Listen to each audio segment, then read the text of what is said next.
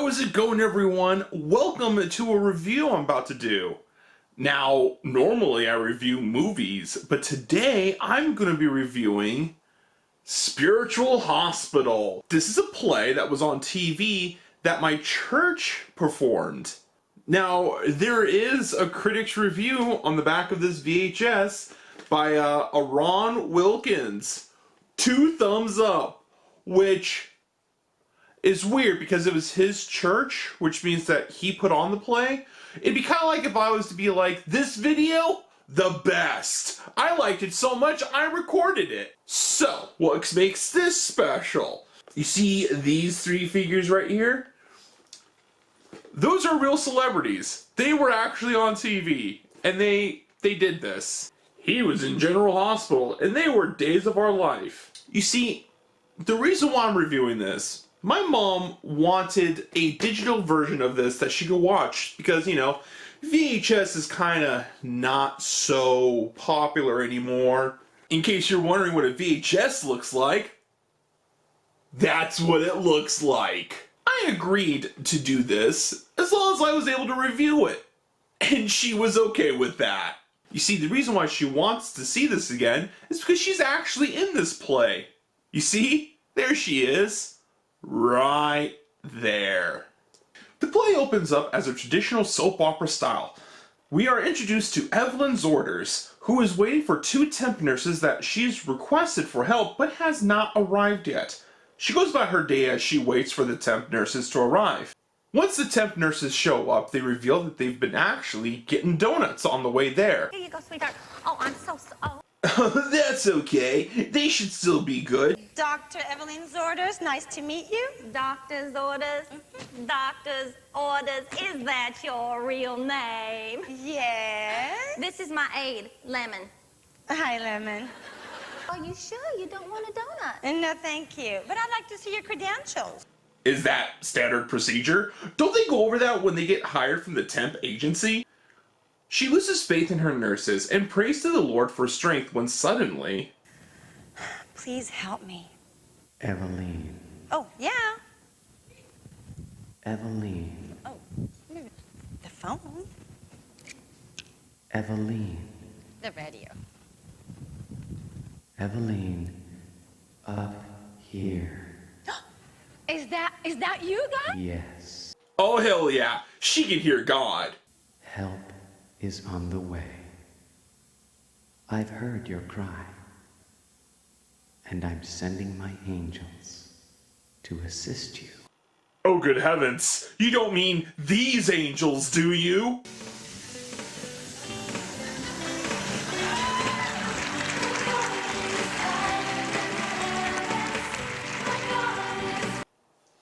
Oh, good. He sent the human-shaped ones. It's a good thing God sent his angels. Now she has a theme song during surgery.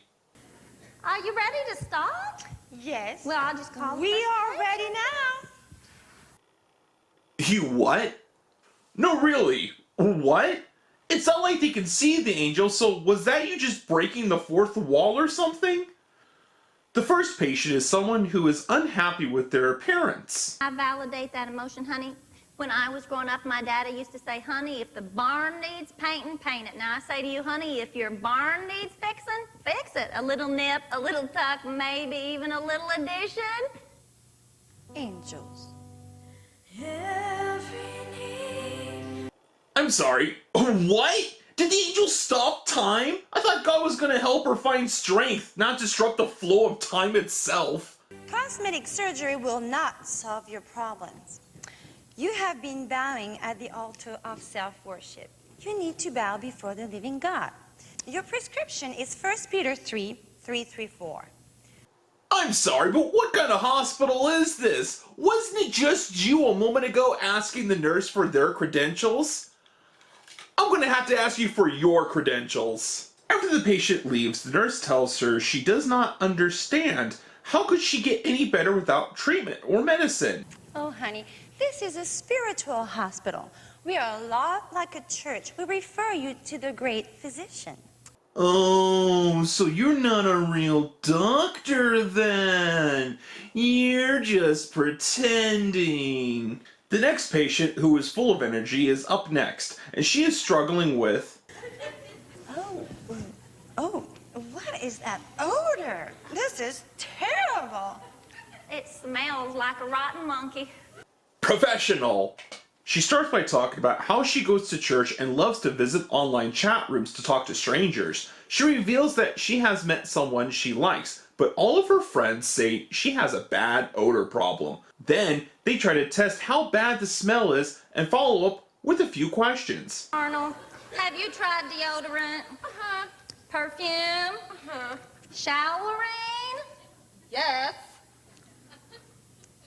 Pewee, you stink. Professional. So the doctor tells her she has a foot problem. 1 foot in the world and 1 foot in church. Or I'm just throwing this out there, she has an infection.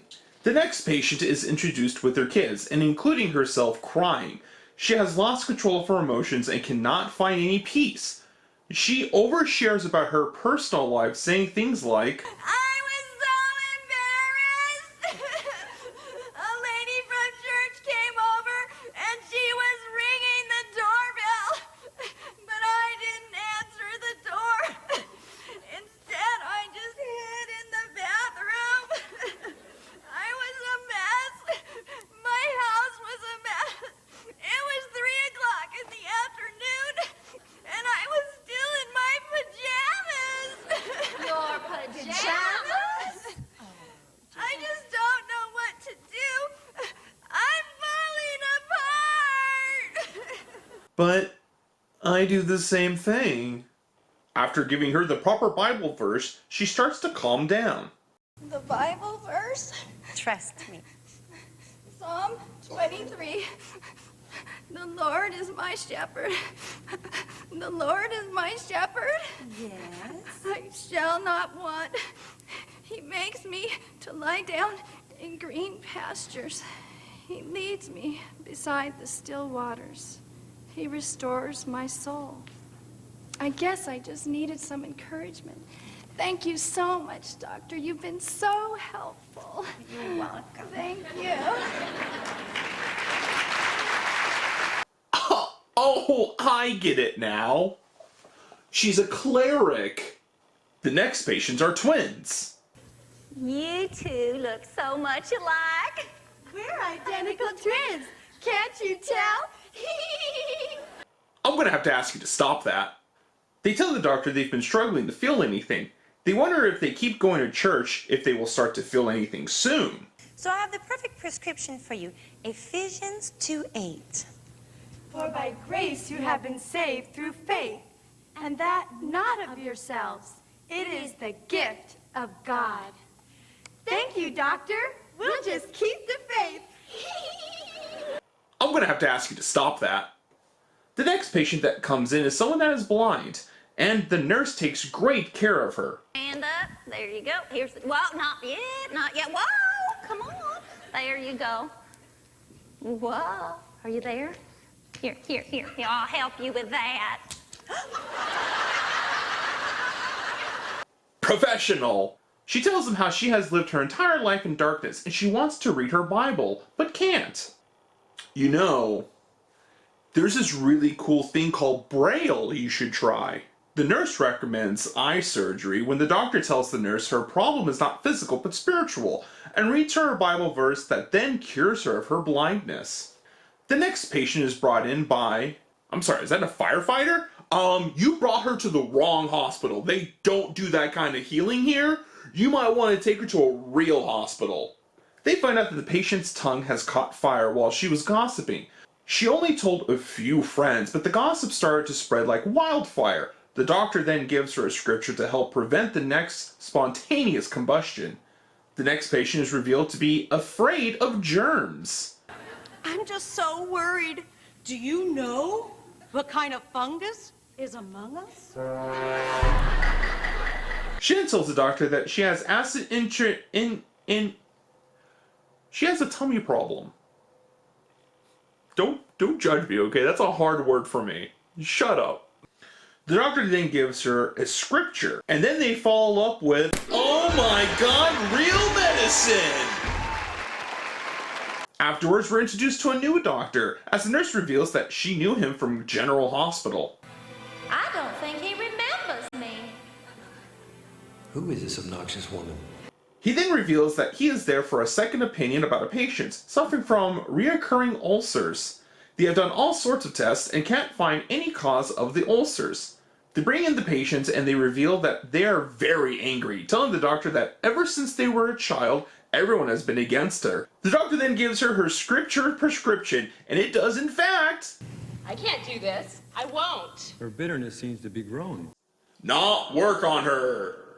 The next patient comes in and tells the doctor that someone told her that her head is too big for her body. She tells them that she is a singer and it's a gift from God. Let's take a listen, shall we? Don't you just love it? That gave me a goosebump.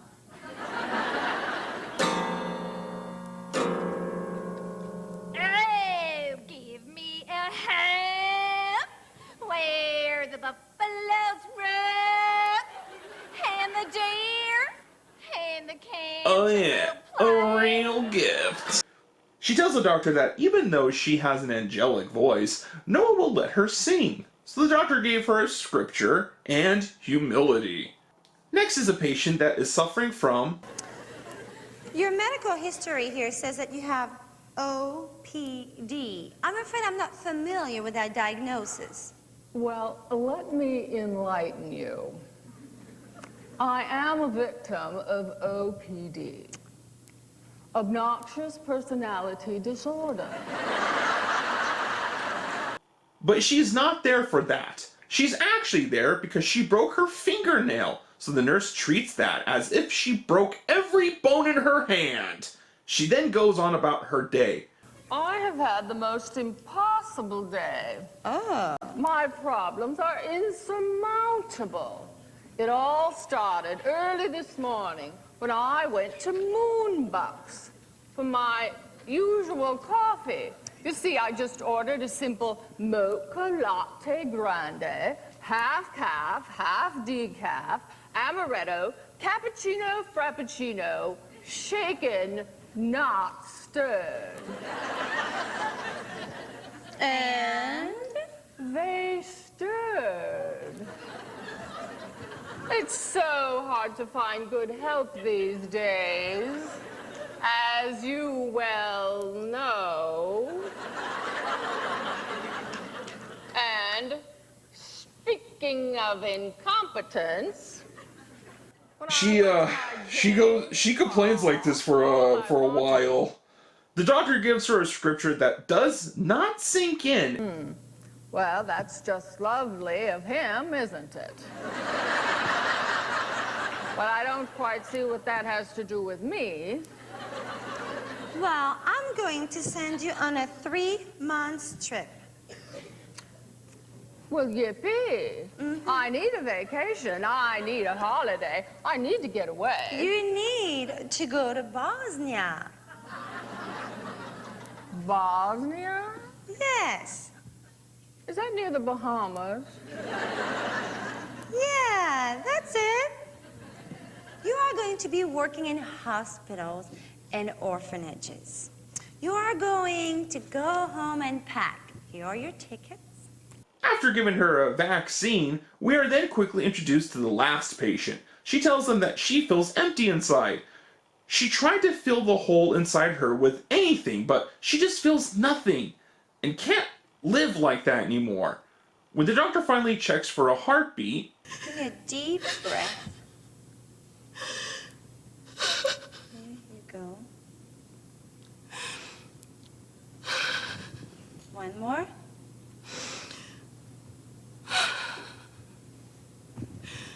I can't hear anything. This is very serious. The only cure is a heart transplant.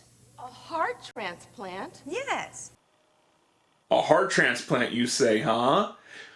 I know the perfect guy. If you follow this yellow brick road, you'll see a wizard at the end. He'll get you that heart you need. But won't someone have to die for me to get a new heart? That's right, they already did. Car pile up on the 5 freeway. So tragic. The doctor tells the patient that all she needs is Jesus. The patient says she is not ready for the Lord. She needs to better her life first. The doctor gives her a scripture. They then pray to let the Lord into her life, and she feels the immediate change in her that she starts to sing.